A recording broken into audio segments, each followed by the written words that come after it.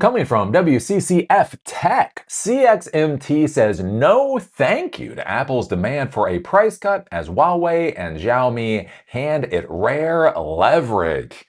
So I kind of think this is an interesting story as we've been talking about the position the United States and China have with each other and how that is changing actually rather quickly and what the consequences of that might be. So China, right, for a long time has basically acquiesced to the United States. Right or wrong, the United States gets pissy, we do something, and more or less they say, oh, okay, we'll figure something out, we'll go along, right? Go along to get along, as they say here in the United States.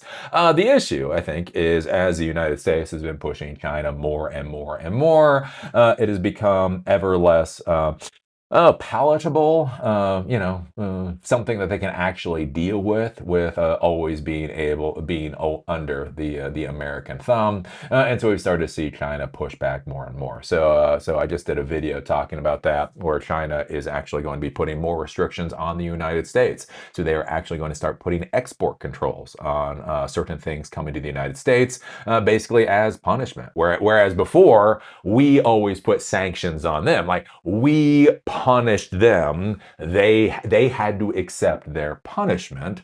Now it is becoming it is becoming a mutual thing.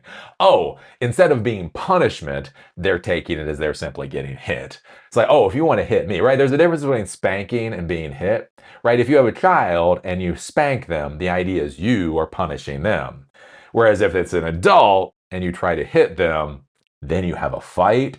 And basically, it seems like things are changing to the point where, China is getting ready to have a fight one way or another with the United States, and a lot of things like the ability for America to leverage its power is simply waning at this point in time. And so one of the curious things with CXMT, so CXMT is the largest memory manufacturer in China.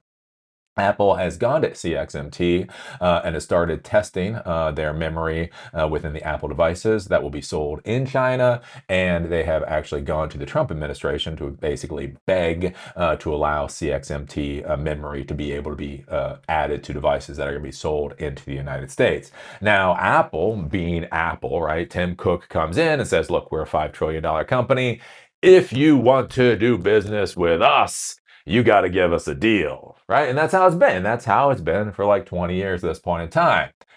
And CXMT was like, well, no. How about you just pay the fucking price?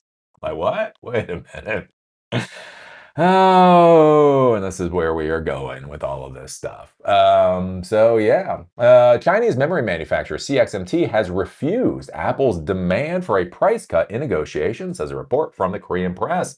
Apple has widely been reported to be interested in procuring its chips from CXMT and has purportedly lobbied the U.S. government for permission to purchase the products for its gadgets sold outside the country. However, the report from the Korean publication Digital Daily outlines that demand from Huawei, Xiaomi, and others has placed CXMT in a stronger position to negotiate with the world's largest consumer electronics firm, right? And this is something to be thinking about. For a lot of the Chinese companies, they had been essentially in the subservient position, right?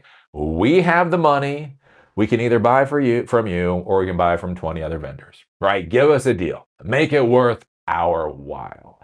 I think what is going to be the interesting thing as the Chinese technology economy especially starts to mature, you have more and more winners in the market space, so therefore less competition. So that's been one of the problems for a lot of these Chinese businesses, is that there's just so fucking much competition, right? When you have 100 companies more or less creating the exact same product, it is really fucking hard to negotiate with a company like Apple. Because Apple is like, look, we're coming to you. If you give us a deal, we're going to buy, $100 million of equipment from you.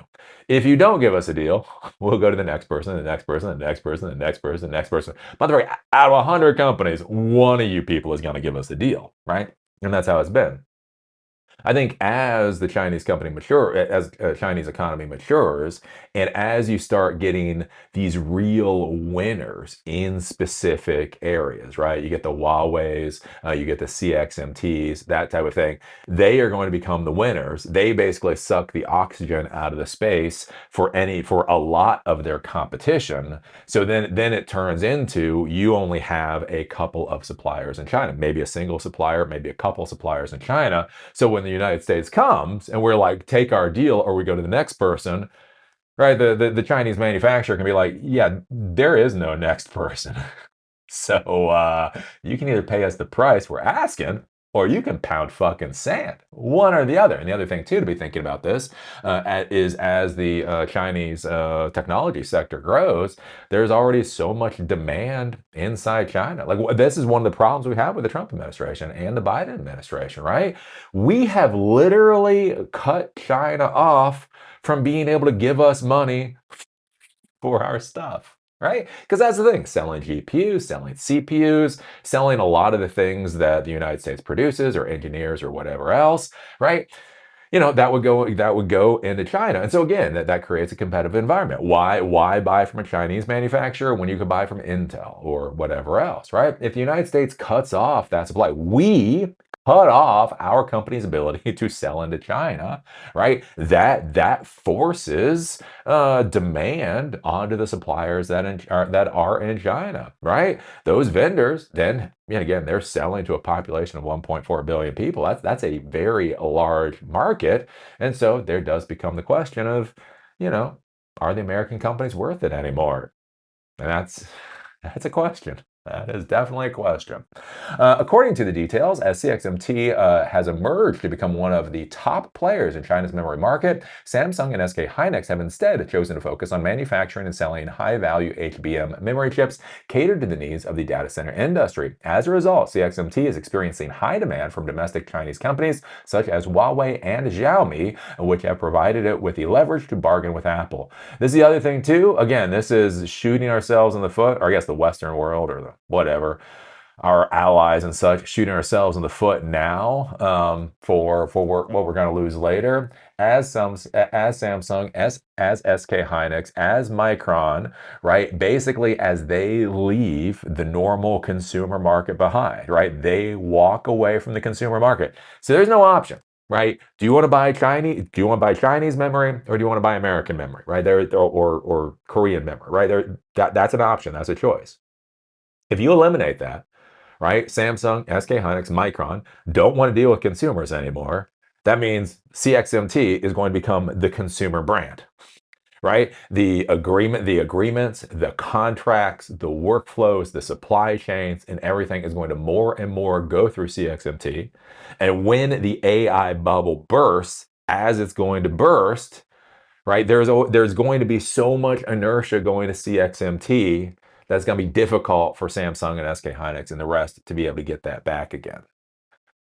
Oh, let's see here. As a result, CXMT is experiencing high demand from domestic Chinese companies such as Huawei and Xiaomi, which have provided it with the leverage to bargain with Apple. Sources quoted by Korea's Digital Daily outline that during its negotiations with CXMT, Apple asked for a price cut in order to ease pricing pressures for its smartphone and upcoming 2026 iPhone. However, CXMT refused the price cut and instead quoted prices that were at level with or higher than prices quoted by Samsung and SK Hynix. And that is where you see the real power dynamic change. Apple comes in and says, we demand a discount. CXMT is like, oh, yeah, you didn't get the notice? Yeah, our prices went up yesterday. Oh, Lordy. The publication adds that the U.S. sanctions on China have led Huawei, Xiaomi, and others to lock in CXMT's DRAM memory output in advance. This lockup is similar to the contracts that the Korean firms have utilized, and they are also high price agreements that prevent CXMT from yielding to Apple's requests. According to the sources, the higher prices have provided CXMT with the leverage to negotiate with Apple, as it can point towards the existing deals already in place. Additionally, the higher prices have also removed a long-followed strategy in sourcing, where device manufacturers would quote lower price Chinese inputs to use them as leverage in negotiations with other firms. Because now the Chinese inputs are not necessarily lower price. They might actually be higher price. Because here's the thing. If Samsung has a book value, if Samsung has a price for memory, but they can't actually sell you that memory, that price doesn't really matter. Right? So you go to CXMT and you're like, oh, you can't buy memory from anybody else? Well, here's the thing.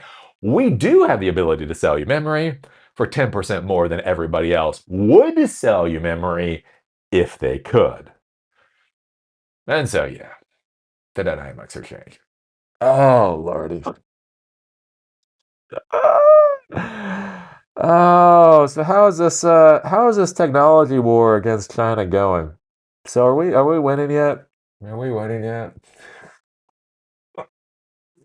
Lordy, Lordy. So it'll be interesting to see where this goes. We will start to see more and more of this, basically, as America and the Western world has less and less capacity to do certain things, as China builds up capacity to do those things. At a certain point in time, China no longer becomes the low cost alternative. At a certain point in time, it no longer becomes the alternative. At some point, it simply becomes the source of whatever the hell it is you're trying to buy. Anyways, what do you think about this? What do you think about Apple? Again, with Apple's long history of negotiating, again, being pretty harsh when they come in for price cuts and things. What do you think about CXMT? Just saying no. Just saying no. What do you think about them quoting not just prices at the level of Samsung and SK Hynix, but actually prices above the level because they actually have some stuff that they can sell? How do you think this dynamic, where do you think this dynamic is going to go in the next 5 to 10 years? I don't know. What are your thoughts? What are your thoughts down below? If you like these episodes, don't remember they're on Spotify and on Apple Podcasts. Link is down below. If you want to follow me on LinkedIn, there's a link down there too. With that, see y'all later.